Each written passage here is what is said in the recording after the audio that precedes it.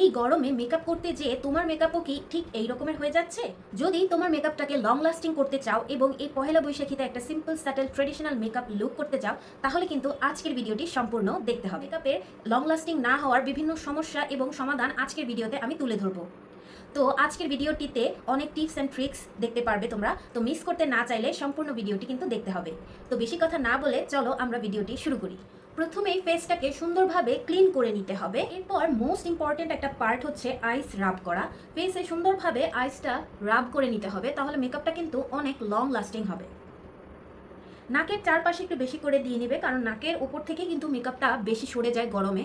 So আমি সুন্দরভাবে আমার ফুল ফেসে আইস রাব করে নিচ্ছি। এরপর তোমার স্কিন টাইপ অনুযায়ী একটা ময়শ্চারাইজার ব্যবহার করতে হবে। তবে প্রফেশনাল টিপস হিসেবে আমি এটাই বলবো যে তোমরা একটা water base or jail base moisturiser use করবে, ক্রিম বেস ময়শ্চারাইজার অ্যাভয়েড করবে। ময়শ্চারাইজার ব্যবহার করে নিচ্ছি, তোমরাও তোমাদের কাছে থাকা ময়শ্চারাইজারটি ব্যবহার করে নিবে। এরপর তোমরা একটি জেল বেস প্রাইমার ব্যবহার করবে। আমার এই ময়শ্চারাইজারটি প্রাইমারেরও কাজ করে, তাই আমি এখানে আর কোনো প্রাইমার ব্যবহার করব না। এখন আমি আইব্রোটি ড্র করে নিব। আইব্রো ড্রয়ের জন্য আমি ব্যবহার করছি W7 এর আইব্রো পমেড। ফাউন্ডেশনের জন্য আজকে আমি ব্যবহার করব হুদা বিউটির লুমিনাস ম্যাট এই ফাউন্ডেশনটি। তোমরা তোমাদের কাছে থাকা যে কোনো ম্যাট ফাউন্ডেশন অ্যাপ্লাই করবে। গরমে কিন্তু কোনো প্রকার ডিউই ফাউন্ডেশন অ্যাপ্লাই করা যাবে না, ফাউন্ডেশনটা অবশ্যই ম্যাট হতে হবে।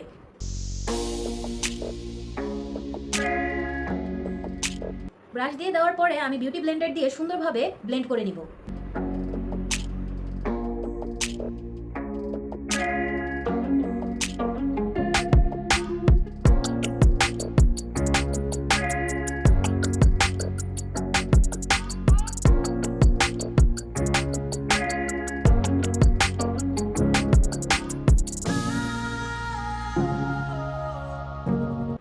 গার্লিয়ার প্রো কনসিলারটি আমি ব্যবহার করেছি। এখন আমি সুন্দরভাবে বিউটি ব্লেন্ডার দিয়ে ব্লেন্ড করে নিব।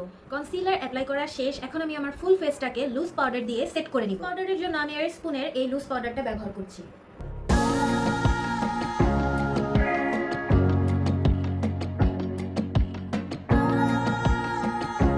ক্রিম টাইপের প্রোডাক্টগুলোকে অ্যাভয়েড করতে হবে আর পাউডার টাইপের প্রোডাক্টগুলো বেশি ব্যবহার করতে হবে। তো এখানে আমি পাউডার ব্রোঞ্জার অ্যাপ্লাই করে নিব। তোমাদের কাছে থাকা যে কোনো পাউডার ব্রোঞ্জার দিয়ে সুন্দরভাবে ব্রোঞ্জিং করে নিব। এরপর পাউডার ব্লাশ অ্যাপ্লাই করে নিব। পহেলা বৈশাখের মেকআপ কিন্তু ব্লাশ ছাড়া চলবেই না, একটু বেশি করে ব্লাশ দিয়ে নিতে হবে। তোমরা যারা আরো ডিটেইলসে মেকআপ শিখতে চাচ্ছ তারা কিন্তু আমাদের অনলাইন প্রফেশনাল মেকআপ কোর্সগুলো জয়েন করতে পারো। আমাদের প্রফেশনাল মেকআপ কোর্সগুলোতে কিন্তু তোমরা মেকআপের প্রফেশনাল স্টাইল শিখতে পারবে, প্রফেশনাল ওয়েতে কিভাবে ব্রাইডাল মেকআপ করবে সেগুলো শিখতে পারবে। এছাড়া আমাদের কাছ থেকে কিন্তু তোমরা সার্টিফিকেটও পেয়ে যাবে। এরপর আমি আই মেকআপে চলে যাব। আই মেকআপটা একদম সিম্পল স্যাটেল রাখবো, একটু হালকা শিমারি আই মেকআপ করব। এখানের যে বেস কালারটা আছে এই কালারটা এবং এই অরেঞ্জের শেডটা মিক্স করে আমি আমার ফুল আইলিডে দিয়ে নিব।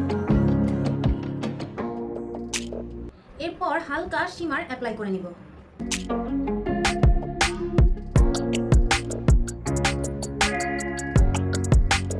এখন আমি আইলাইনার দিয়ে নিব। একটু টানা করে আইলাইনার দিব, কারণ পহেলা বৈশাখীতে চোখটাকে একটু টানা টানা দেখালেই মনে হয় বেশি ভালো লাগে।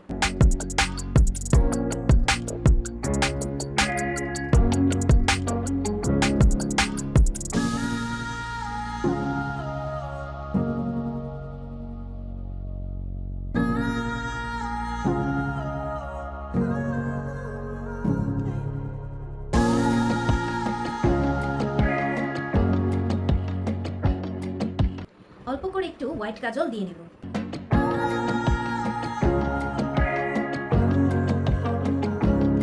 হোয়াইট কাজল দেওয়া শেষ। এখন হালকা করে একটু মাস্কারা দিয়ে নিব। এখন একটা সিম্পল আইল্যাশ পরে নিব, বেশি গর্জিয়াস না।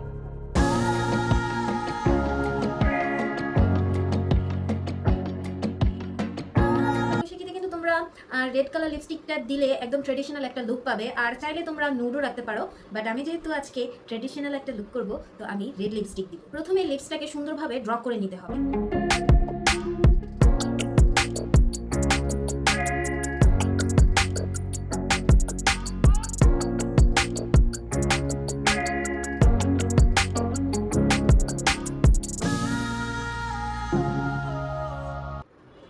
অনেকদিন পর রেড কালার লিপস্টিক দিচ্ছি।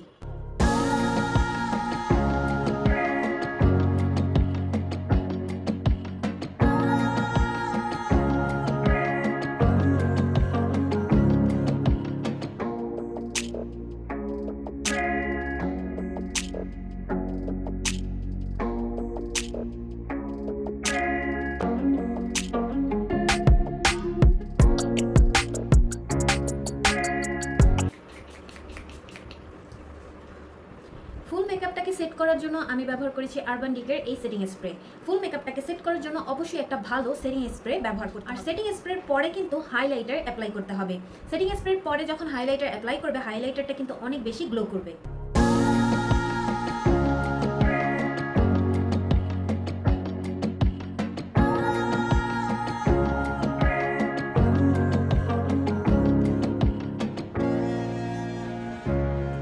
এভাবে step by step makeup look করো, তাহলে কিন্তু তোমাদের মেকআপটা গরমে একদমই নষ্ট হবে না এবং মেকআপটা কিন্তু অল ডে লং লাস্টিং করবে। তো আমি এখনই আমার ফাইনাল লুক নিয়ে চলে আসছি।